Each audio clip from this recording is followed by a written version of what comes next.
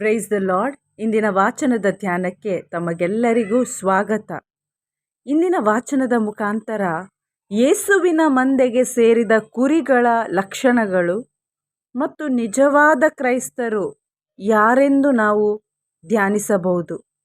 ಇಲ್ಲಿ ಯೇಸುವೇ ಅಭಿಷಿಕ್ತನಾದ ಲೋಕೋದ್ಧಾರಕ ಎಂದು ವಿಶ್ವಾಸಿಸದೆ ಸಂಶಯಪಟ್ಟ ಯಹೂದ್ಯರಿಗೆ ಯಾರು ದೇವರಿಗೆ ಸೇರಿದ ನಿಜವಾದ ಕುರಿಗಳು ಮತ್ತು ಯಾರು ಕುರಿಗಳಲ್ಲ ಎಂಬುದಾಗಿ ಯೇಸು ಸ್ವಾಮಿ ಸ್ಪಷ್ಟಪಡಿಸುತ್ತಾರೆ. ಇಲ್ಲಿ ನಾವೆಲ್ಲರೂ ನಮ್ಮನ್ನೇ ಪರಿಶೀಲಿಸಿ ನೋಡೋಣ. ನಾವಿಂದು ಯೇಸು ಮಂದೆಗೆ ಸೇರಿದ ಕುರಿಗಳಾಗಿದ್ದೇವಾ? ನಿಜವಾದ ಕುರಿಗಳಲ್ಲಿರುವ ಆ ಸ್ವಭಾವ ಗುಣಲಕ್ಷಣಗಳು ನಮ್ಮಲ್ಲಿ ಕಾಣುತ್ತಿವೆಯಾ?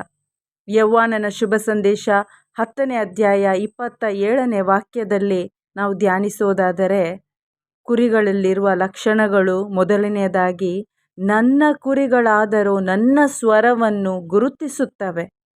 ಎರಡನೇದು, ನಾನು ಅವನ್ನು ಬಲ್ಲೆನು, ಅವು ನನ್ನನ್ನು ಬಲ್ಲವು, ನನ್ನನ್ನು ಹಿಂಬಾಲಿಸುತ್ತವೆ.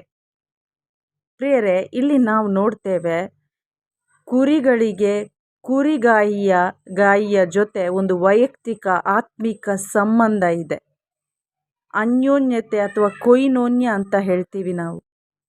ಯಾವ ರೀತಿಯಲ್ಲಿ ಇವತ್ತು ನಮ್ಮ ಸಂಬಂಧದಲ್ಲಿರುವ ನಮ್ಮ ಆತ್ಮೀಯ ವ್ಯಕ್ತಿಗಳ ಕುಟುಂಬದ ಸದಸ್ಯರ ಸ್ವರವನ್ನು ನಾವು ಫೋನಲ್ಲಿರ್ಬೋದು ಅಥವಾ ದೂರದಲ್ಲೇ ಅವರ ಸ್ವರ ಆಲಿಸಿದಾಗ ನಾವು ಗುರುತಿಸ್ತೇವೆ, ನಮ್ಗೆ ಗೊತ್ತಾಗುತ್ತೆ ಯಾರ್ದು ಅಂತ.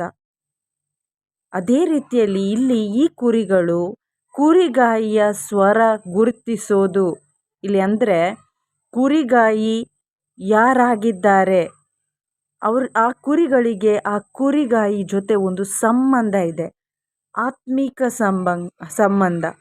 ಯೇಸು ತಮ್ಮನ್ನೇ ತಾವು ಬರಿದು ಮಾಡಿ ಪ್ರಾಣವನ್ನು ಕೊಟ್ಟು ನಮ್ಮನ್ನು ತಮ್ಮವರನ್ನಾಗಿ ಮಾಡಿದ ಸತ್ಯವನ್ನು ಅರಿತು ಅವರನ್ನು ಸ್ವೀಕಾರ ಮಾಡಿ ಇವತ್ತು ಪವಿತ್ರಾತ್ಮರನ್ನು ಪಡೆದ ಹಿಂಬಾಲಕರು ನೀವು ಆದರೆ ಖಂಡಿತವಾಗಿ ಆ ಕುರಿಗಾಯಿಯನ್ನು ನಾವು ಹಿಂಬಾಲಿಸುವವರಾಗಿದ್ದೇವೆ.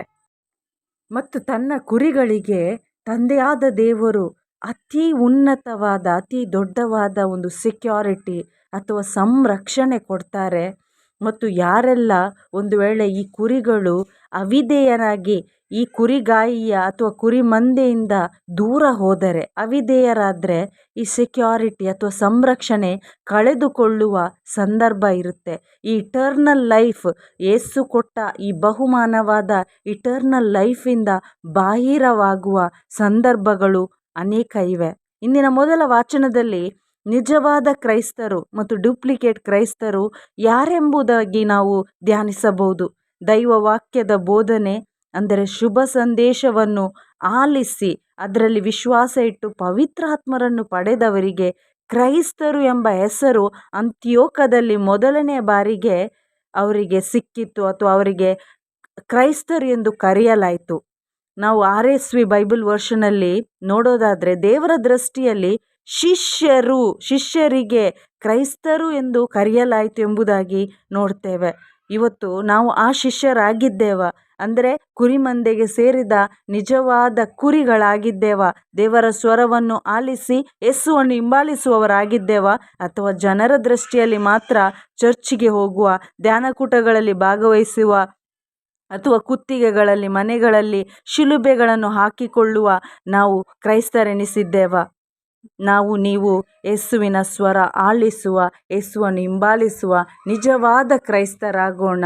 ಆಮೇನ್. Praise the lord.